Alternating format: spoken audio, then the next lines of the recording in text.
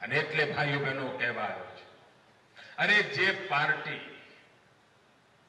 એના પોતાના કાર્યકર્તાઓ સાથે છેતરપિંડી કરે એ જનતા સાથે તો શું ન કરે.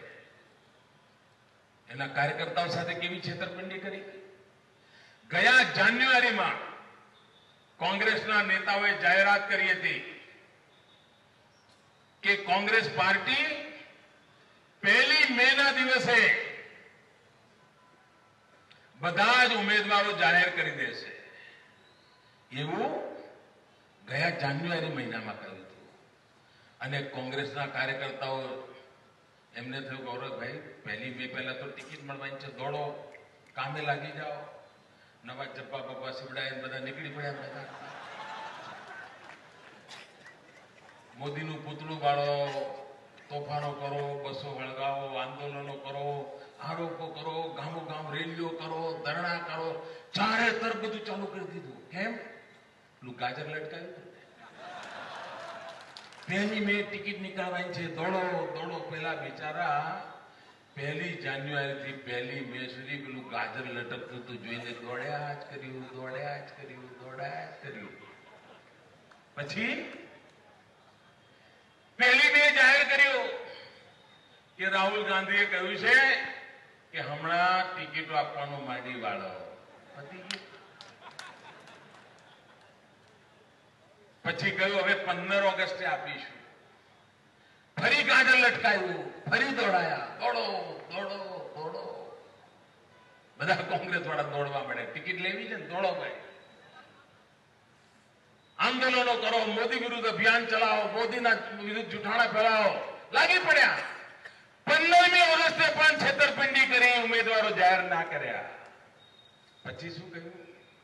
હવે તો ચૂંટણી પાસે આવી ગઈ છે એટલે ચૂંટણી વખતે જાહેર કરીશું. ભાઈઓ બહેનો, ચૂંટણી જાહેર થઈ ગઈ, ફોર્મ ભરવાની છેલ્લી તારીખ આવી ગઈ, તો પણ નામ જાહેર ના કર્યા. ટેલિફોન કરીને કાનમાં કહી દીધું ચાલ્યા તું ભરી આય. નામ જાહેર કરવાની હિંમત નહીં. ભાઈઓ, પોતાના સાથીઓ સાથે છેતરપિંડી. આ કયું રાજનીતિક કલ્ચર લાયા છો તમે? પોતાની પાર્ટીના કાર્યકર્તાઓ સાથે છેતરપિંડી. એટલું જ નહીં, સાથી પક્ષો સાથે પણ છેતરપિંડી. મહિનાઓ સુધી એનસીપી જોડે મિટિંગો કરી.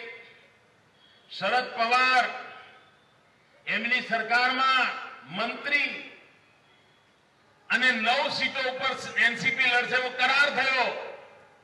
એનસીપી વાળા માની ગયા અને બિચારાઓએ ફોર્મ ભર્યા અને એમને એમ થયું હાય ચલો 9 સીટ પર આપણે લડીશું, બીજી સીટો પર કોંગ્રેસ લડશે. ફોર્મ ભરીને ઘેર જઈને સુઈ ગયા. પણ એમને ખબર નહીં કે આ કેવા ધોકાબાજ લોકો સાથે એમનો પનારો પડ્યો છે. ઉમેદવારી પત્ર ભરવાની છેલ્લી મિનિટે જ્યાં એનસીપી ના ઉમેદવારો હતા એમાં 4 જગ્યાએ દગો કર્યો અને કોંગ્રેસના ઉમેદવારનો ભાગ કરી દીધા. પેલા એનસીપી વાળા લટકતા રહી ગયા. જ્યાં એમને ફાવે હતું ત્યાં આગળ રાખી મૂક્યા. કુતિયાણાની જેમ એમાં અંગત સોદો હતો.